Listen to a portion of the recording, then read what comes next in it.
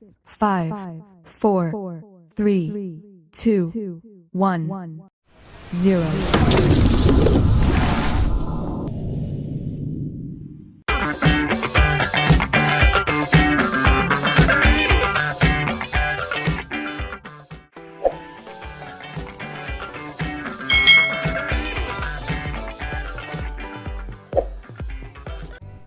Hai,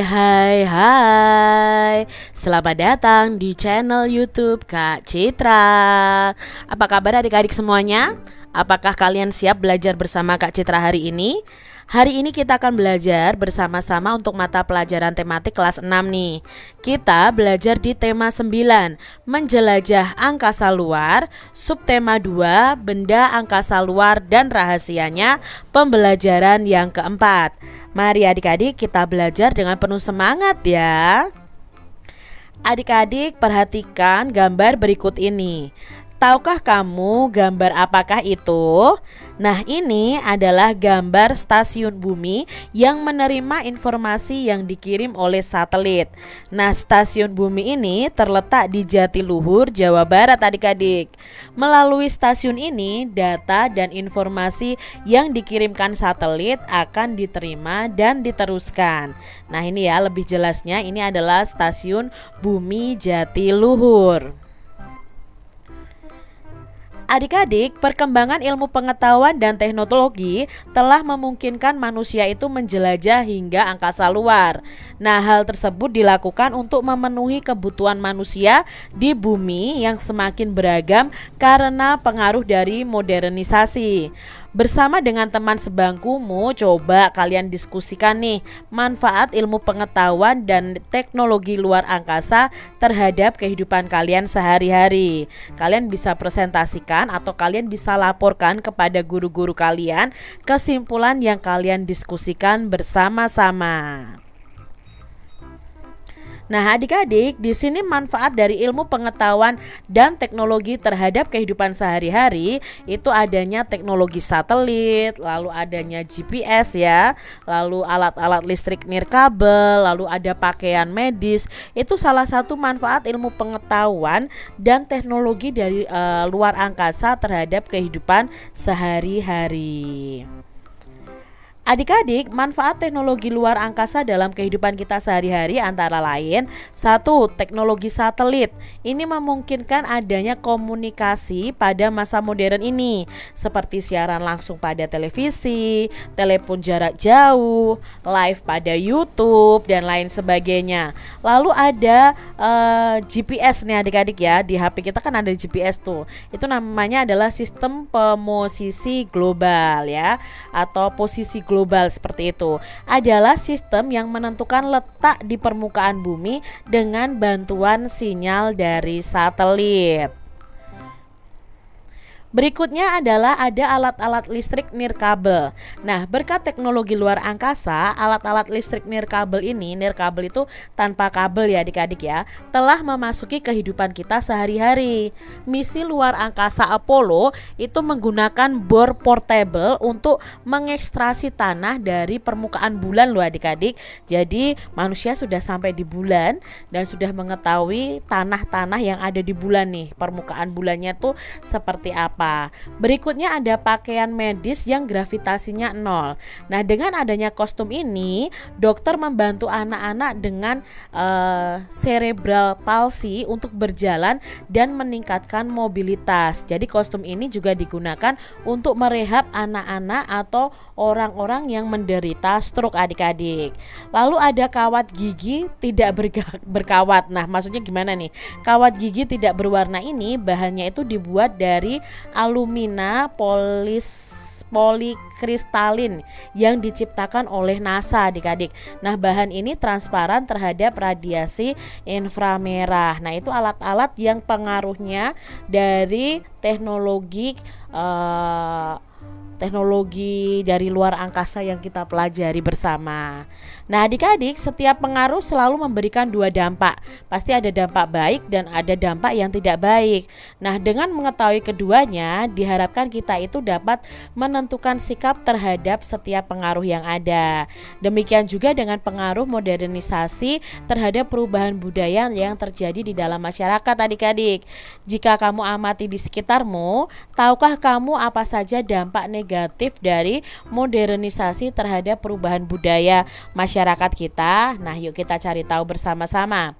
Bacalah bacaan berikut sebelum melakukan kegiatan berikutnya. Nah, ini ada dampak modernisasi terhadap budaya masyarakat, adik-adik. Modernisasi itu memiliki dampak negatif dan positif terhadap budaya masyarakat. Salah satu dampak negatif dari pengaruh modernisasi ini antara lain munculnya keraguan terhadap norma dan nilai masyarakat yang telah ada. Nah, hal ini dapat menyebabkan pertentangan antara anggota masyarakat tersebut. Modernisasi itu juga dapat menyebabkan terjadinya kesenjangan budaya. Misalnya, perkembangan teknologi komunikasi melalui penggunaan internet. Nah, apabila masyarakat tidak memanfaatkannya dengan benar, itu dapat menimbulkan potensi masalah loh adik-adik. Komunikasi yang bebas melalui internet misalnya, itu juga bisa menimbulkan masalah atau dampak negatif juga.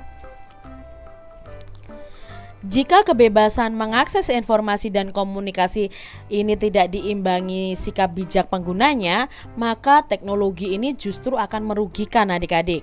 Masyarakat harus mampu menyaring informasi dengan menggunakan nilai dan norma yang telah dianutnya. Dengan demikian, masuknya paham-paham yang dapat memecah persatuan bangsa dapat diatasi sejak dini. Nah, masuknya budaya luar seperti budaya individualisme, konsumerisme, ya individualisme itu mementingkan diri sendiri. Konsumerisme itu bersikap konsumen adik-adik, suka membeli ya. Hedonisme itu juga dapat mengancam jati diri bangsa. Individualisme adalah paham yang selalu mementingkan kepentingan diri sendiri. Sedangkan konsumerisme adalah cara pikir atau cara hidup konsumtif yang menggunakan sesuatu tanpa mempertimbangkan kebutuhannya. Dan hedonisme ini adalah paham yang mementingkan kesenangan dan gaya hidup yang hura-hura. Itu tadi adik-adik ya dampak negatif dari modernisasi. Nah, coba adik-adik lakukan kegiatan berikut ini dengan memperhatikan instruksi yang diberikan ya.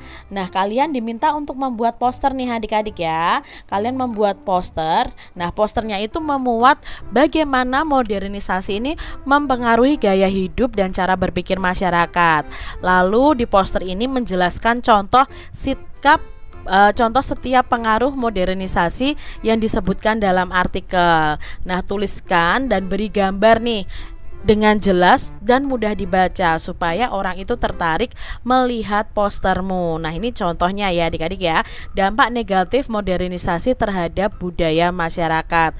Ini Kak Citra ambil sumbernya dari mikirbae.com ya. Tadi kan ada dampak pertentangan, konsumerisme, individualisme, dan hedonisme. Kalian bisa kembangkan sendiri nih poster kalian. Adik-adik bersama dengan temanmu sekelompok lakukan kegiatan berikut ini. Nah, kalian menggunakan bacaan tadi di atas, kalian harus melengkapi tabel berikut ini. Nah, ini adalah tabel dampak negatif modernisasi terhadap budaya bangsa dan cari tahu cara-cara mengatasinya. Contohnya nih, dampak negatif modernisasi terhadap budaya masyarakat Indonesia, yaitu ada westernisasi atau gaya hidup kebarat-baratan ya. Lalu bagaimana usahanya? Ya, mengenalkan budaya luhur bangsa sejak dini. Lalu berikutnya ada masuknya budaya asing yang kurang sesuai. Maka usaha yang dapat dilakukan adalah menyaring budaya asing yang sesuai. Masyarakat bergaya hedonisme tadi, usaha yang bisa dilakukan apa? Ya, berperilaku hidup sederhana sesuai budaya bangsa. Lalu ada dampak negatifnya, lebih memilih produk impor atau produk luar negeri daripada produk lokal. Nah, ini usahanya apa yang harus kita lakukan ya? Memberikan pemahaman tentang arti penting dari nasionalisme atau mencintai produk dalam negeri. Lalu ada dampak negatif yaitu masyarakat lebih konsumtif. Nah, di sini usaha yang dapat dilakukan adalah dengan berperilaku hidup sederhana sesuai dengan budaya bangsa. Lalu dampak negatif dari masyarakat bersikap individualistis atau individualisme. Nah, usaha yang bisa dilakukan adalah kita lebih banyak melakukan kegiatan bersama-sama atau kegiatan yang bersilaturahmi. Adik-adik, ketika kalian membuat poster, nah kalian harus menelaah nih dampak negatif dari modernisasi di atas. Pilih salah satu dampaknya dan cara penanggulangannya untuk dijadikan bahan poster. Nah, poster itu biasanya digunakan untuk mempromosikan sesuatu ke masyarakat sekitar. Nah, contohnya di sini ya. Gaya hidup hedonisme itu bisa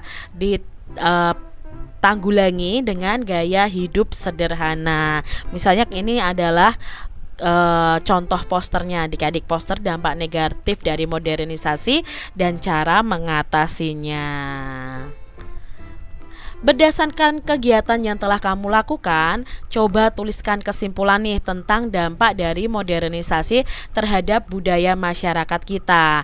Nah, dampaknya ya atau kesimpulannya di sini, modernisasi ini mempengaruhi gaya hidup dan cara berpikir dari masyarakat modern.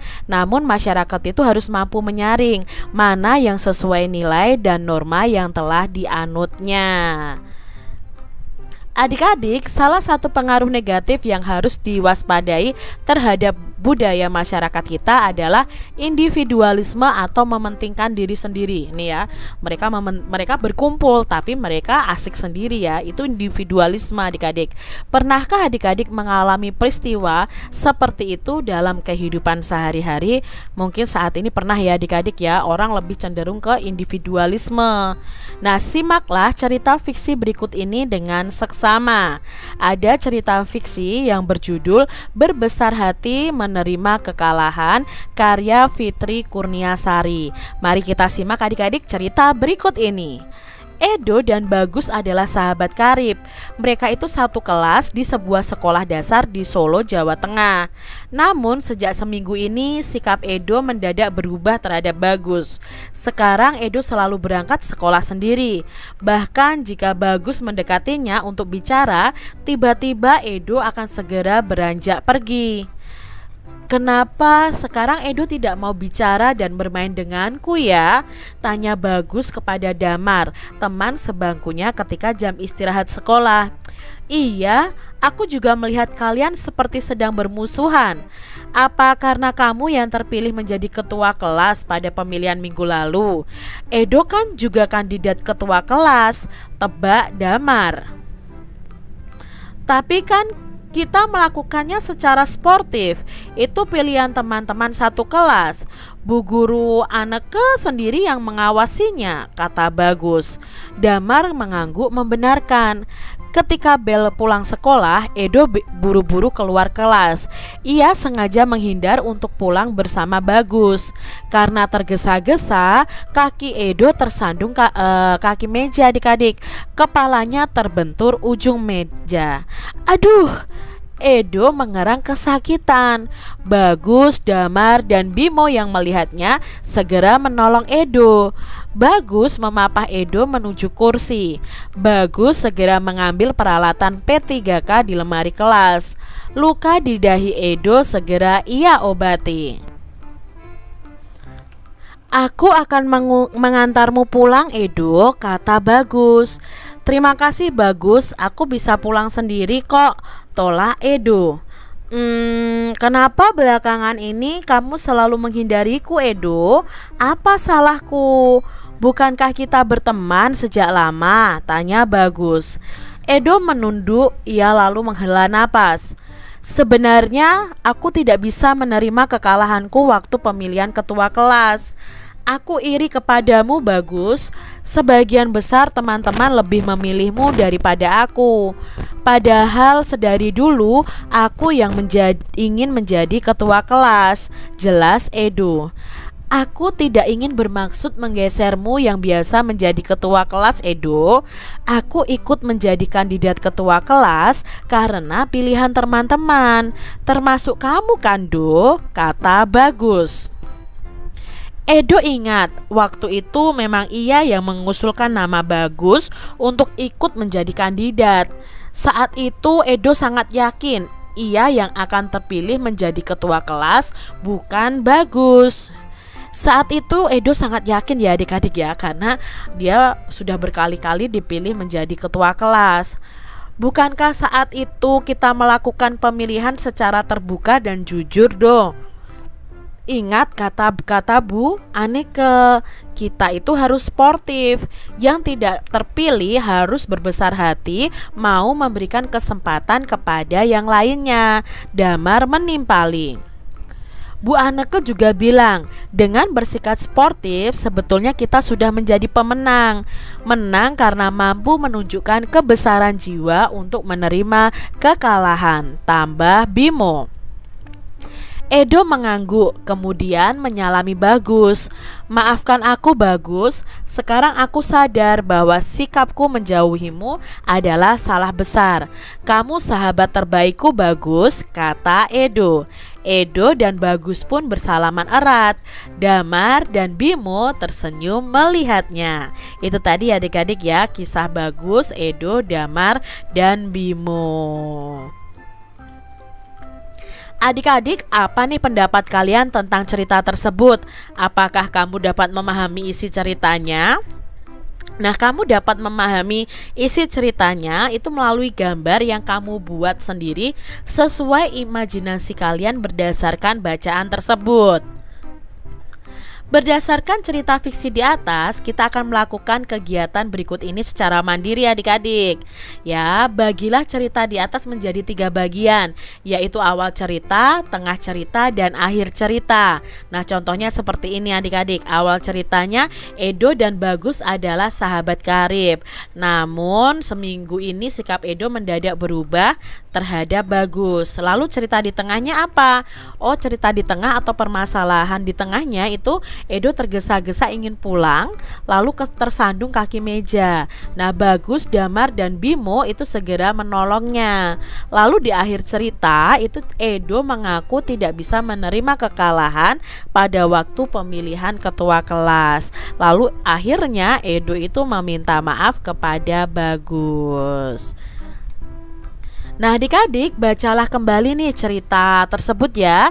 Lalu kalian bayangkan ya, dalam cerita ini lalu kalian buat sebuah gambar berseri yang menjelaskan cerita tersebut. Contohnya ini adik-adik ya, Kak Citra ambil dari mikirbae.com ya. Sikap Edo berubah terhadap Bagus. Lalu Edo jatuh tersandung meja. Bagus menolong Edo. Edo lalu meminta maaf. Kini mereka bersahabat kembali. Ini contoh dari gambar berseri sesuai cerita tadi. Kalian bisa buat sesuai dengan imajinasi kalian adik-adik. Nah, usaha untuk mempertahankan dan meningkatkan persatuan dan kesatuan bangsa itu merupakan tanggung jawab setiap warga negara. Salah satu sikap yang perlu dikembangkan adalah sikap tenggang rasa dan solidaritas yang merupakan salah satu asas dari wawasan Nusantara adik-adik. Nah, sikap mementingkan diri sendiri merupakan salah satu sikap yang bisa mengancam usaha persatuan dan kesatuan bangsa. Nah, dapatkah adik-adik menemukan peristiwa di sekeliling kalian yang dapat mendukung persatuan dan kesatuan bangsa kita? Nah, yuk kita cari tahu bersama-sama adik-adik tentang pengambilan keputusan bersama sebagai peristiwa persatuan dan kesatuan. Nah, keputusan adalah segala sesuatu yang ditetapkan berdasarkan berbagai pertimbangan dan pemikiran. Termasuk di dalamnya itu pertimbangan dan pemikiran untuk mencapai tujuan dari keputusan. Nah, keputusan bersama adalah keputusan sekelompok orang untuk mencapai tujuan tertentu adik-adik. Nah, tentu saja keputusan ini akan menjadi lebih rumit. Mengapa demikian? karena di dalamnya itu terdapat lebih dari satu orang yang umumnya itu pemikirannya pasti berbeda-beda. Bahkan setiap orang yang mengikuti proses keputusan bersama mungkin mempunyai pendapatnya sendiri-sendiri.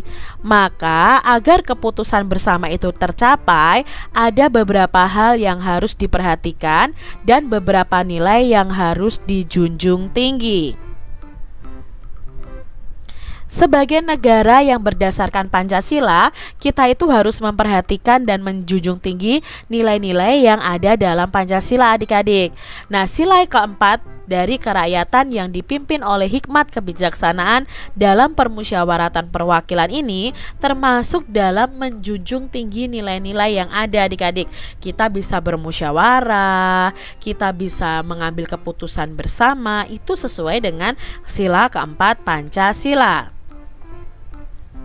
Beberapa hal yang harus diperhatikan dalam mengambil keputusan bersama. Yang pertama, semua peserta itu dalam pengambilan keputusan bersama harus memahami mengenai apa dan tujuan keputusan bersama yang akan diambil. Yang kedua, semua peserta dalam pengambilan keputusan bersama itu harus saling memahami, menghargai pendapat orang lain walaupun pendapat itu berbeda dengan pendapatnya. Nah, berikutnya kita itu harus lapang dada menerima masukan dalam bentuk kritik, usul, dan saran dari peserta lain. Dan berikutnya adalah semua peserta itu tidak boleh memaksakan kehendaknya untuk dijadikan sebuah keputusan bersama. Itu tidak boleh dilakukan ya, adik-adik. Nah, adik-adik tentu kamu pernah mengalami hal tersebut ya. Nah, dalam kegiatan melibatkan musyawarah untuk mencapai mufakat, misalnya kerja kelompok, itu kan juga musyawarah, adik-adik. Berdasarkan artikel di atas, coba kalian cari tahu bagaimana peristiwa persatuan dan kesatuan itu terdapat dalam peristiwa pengambilan keputusan. Nah, kalian juga bisa jelaskan bagaimana sih peristiwa itu berhubungan dengan sila-sila Pancasila. Nah, adik-adik, buatlah sebuah tabel yang berisi atau menjelaskan sikap-sikap apa saja yang diperlukan dalam musyawarah dalam rangka meningkatkan persatuan dan kesatuan.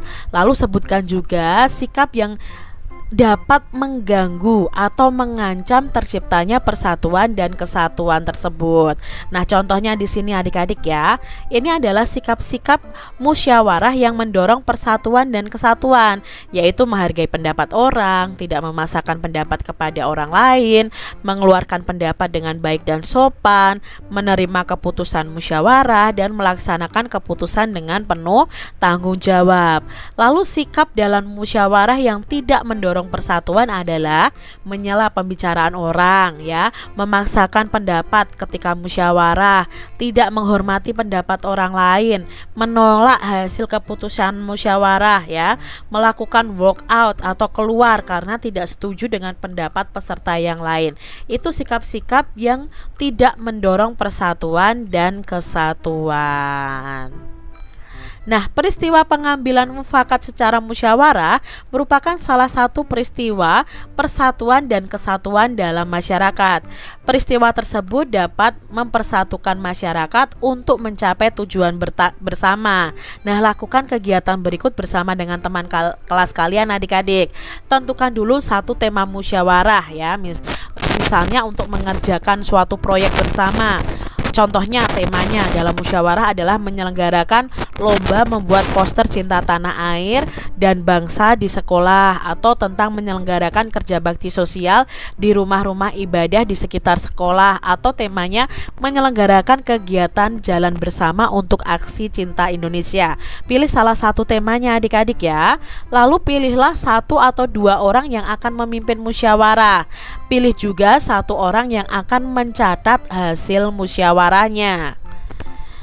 Lalu hal-hal yang dimusyawarahkan apa? Nah, hal-hal yang dimusyawarahkan adalah tujuan kegiatan tersebut. Ya, tujuan kegiatannya apa yang berhubungan dengan usaha meningkatkan persatuan dan kesatuan bangsa. Lalu bentuk kegiatannya apa? Cara melaksanakan kegiatannya bagaimana? Lalu pembentukan panitia pelaksanaan kegiatannya seperti apa? Pembagian tugas setiap bagian kegiatannya bagaimana? Nah, itu bisa kalian musyawarahkan bersama. Nah, di akhir kegiatan, maka setiap siswa akan melakukan refleksi terhadap proses musyawarah dengan menjawab pertanyaan berikut ini. Menurut kalian bagaimana sih proses berjalannya musyawarah? Perbedaan pendapat apa saja yang telah muncul saat kalian bermusyawarah, dan bagaimana cara pencapaian mufakat dari perbedaan pendapat tersebut. Nah, adik-adik, bagaimana sih peran pemimpin diskusi? Nah, sikap dan keterampilan apa saja yang kalian bisa tahu nih yang diperlukan untuk menjadi pemimpin diskusi? Lalu apa sih peran dari pencatat kegiatan musyawarah, dan sikap serta keterampilan apa saja yang diperlukan untuk pencatat kegiatan musyawarah? Nah, bagaimana peran dan tanggung jawab peserta musyawarah bisa kalian diskusikan bersama-sama? Adik-adik, kesimpulan apakah yang dapat kita buat tentang kegiatan musyawarah yang mempengaruhi persatuan dan kesatuan masyarakat? Nah, kesimpulannya adalah bahwa dalam setiap musyawarah harus diliputi dengan semangat gotong royong, kekeluargaan, lalu mengutamakan kepentingan bersama, sehingga hasil musyawarah tersebut makin mempererat persatuan dan kesatuan. Nah, adik-adik, di sini ada beberapa pertanyaan yang akan kita jawab bersama. Bagaimana sih peran ilmu pengetahuan dan teknologi luar angkasa dalam mempengaruhi cara pikir dan perilaku orang-orang di sekitar kita? Nah, peran ilmu pengetahuan dan teknologi angkasa luar atau luar angkasa ya sangat penting, karena dengan teknologi luar angkasa akan memudahkan manusia memenuhi kebutuhannya. Bagaimana pandangan kalian tentang kemajuan teknologi saat ini terhadap kegiatan belajar kalian? Lalu sikap apa saja yang harus kalian kembangkan untuk memanfaatkan kemajuan teknologi di sekitar kalian? Nah, kemajuan teknologi itu sangat berpengaruh dalam proses belajar ya, kegiatan belajar kalian. Seperti contohnya, ini kalian belajar di rumah, lalu kalian bisa melihat di YouTube pembelajarannya Kak Citra. Itu karena kemajuan teknologi. Nah, karena akan apa? Mempermudah untuk mendapatkan informasi yang dibutuhkan. Sikap yang perlu dikembangkan ketika kita menggunakan teknologi yaitu adalah sikap hati-hati dan teliti dalam memilih informasi. Adik-adik, bacalah kembali nih cerita fiksi tentang kunjungan Rima di Lembang pada pembelajaran sebelumnya. Nah, jika kamu menjadi Agatha, sikap apa yang harus kamu kembangkan untuk mengatasi masalahnya? Nah, sikap yang harus dikembangkan untuk mengatasi masalah Agatha adalah ingin tahu dan peduli agar menemukan rombongannya. Jadi bisa mencari tahu nih orang-orang di sekitarnya untuk membantu dia kembali ke dalam rombongannya. Bagaimana sikap itu berpengaruh terhadap persatuan dan kesatuan dalam kelompoknya? Nah, sikap ingin tahu dan peduli itu sangat berpengaruh pada persatuan dan kesatuan dalam kelompoknya. Dengan sikap peduli, masing-masing anggota rombongan akan saling mengingatkan. Demikian tadi adik-adik pembahasan kita di tema 9, subtema 2 pembelajaran yang keempat. Semoga video pembelajaran ini bermanfaat untuk adik-adik semuanya, dan sampai jumpa lagi di video pembelajaran Kak Citra selanjutnya. Tuhan memberkati. Jangan lupa tekan tombol subscribe, lalu tekan loncengnya, tekan juga tombol like, lalu share ke media sosial kalian. Jangan lupa untuk ikuti media sosial Kak Citra. Terima kasih.